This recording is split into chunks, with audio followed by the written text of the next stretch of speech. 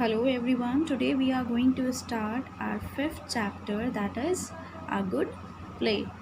So, A Good Play is a poem written by Robert Louis Stevenson, who was born in Scotland.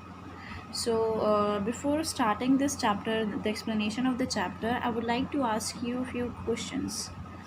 Okay, have you ever imagined yourself as a hero and pretended to fight some of your toys? Have you ever done so? Or if you were playing a game with a friend or a sibling, or your sibling means your sister or your brother, which character would you like to become and why? So these are two questions that you have to answer in the comment box below.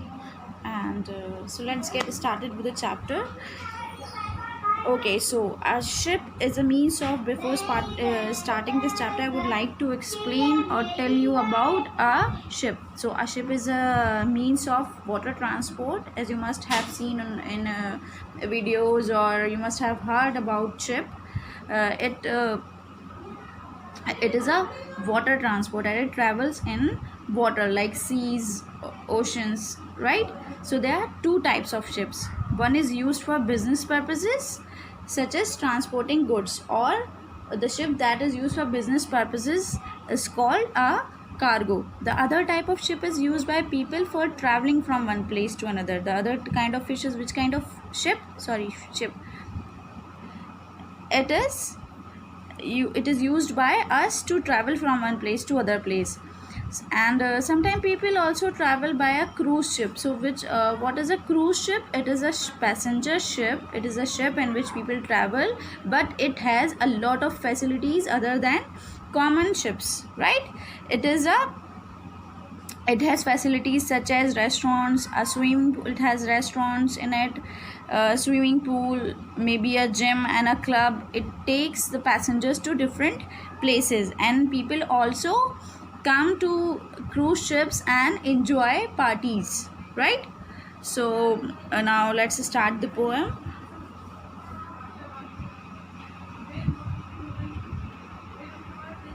So let's read the poem first. We built a ship upon the stairs, all made of the back bedroom chairs, and filled it full of sofa pillows to go a sailing on the billows. We took a saw and several nails and water in the nursery pails, and Tom said, "Let us also take an apple and a slice of cake," which was enough for Tom and me to go a sailing on till tea. We sailed along for days and days and had the very best of plays, but Tom fell out and hurt his knee, so there was no one left but me. Robert Louis Stevenson. So, as you can see here in the picture, what you can see here, there are two people playing with the things that are with the toys they have made, or they have supposed that are not way too expensive, or that they can find in the house itself.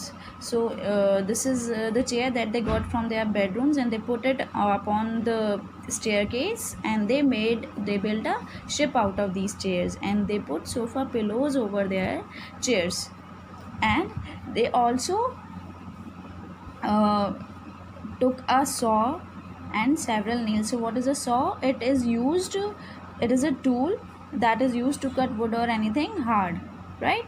So, and Tom said that, so he is Tom, he said that we should also take apple and a slice of cake. So when we will be playing over this ship that they have made, they will be having some food to eat also, right? So they used to play regularly till evening, right? So as in the evening they'll be having their tea time. So before time or till tea time, they used to play every day. So they said that this slice of cake and apple would be enough for us to till the tea time. As when the tea time will arrive, we will have some food at tea time also with tea.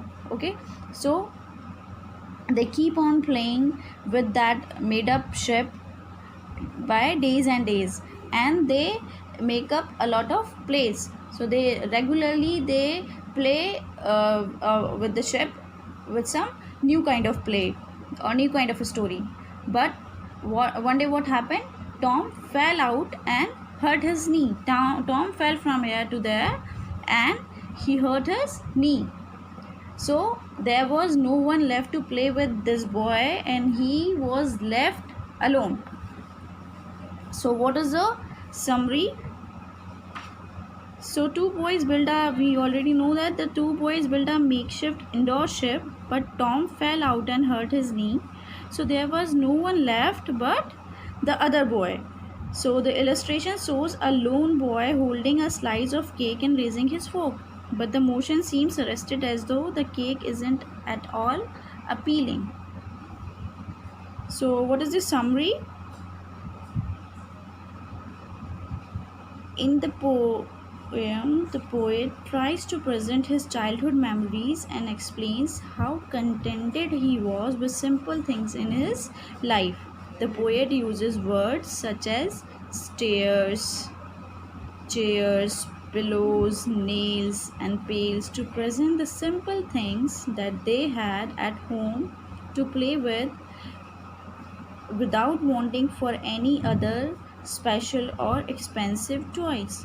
He says that his brother Tom and he would build ships with the furniture in the house and play it until it was time for tea in the noon. The poem portrays a life of contentment and happiness with simple things in life. The poet simply is reminiscing about his childhood days when he did not have any care for worldly desires or possessions. So this is all about the poem. Now we will do the exercises of this chapter. That's all. Thank you.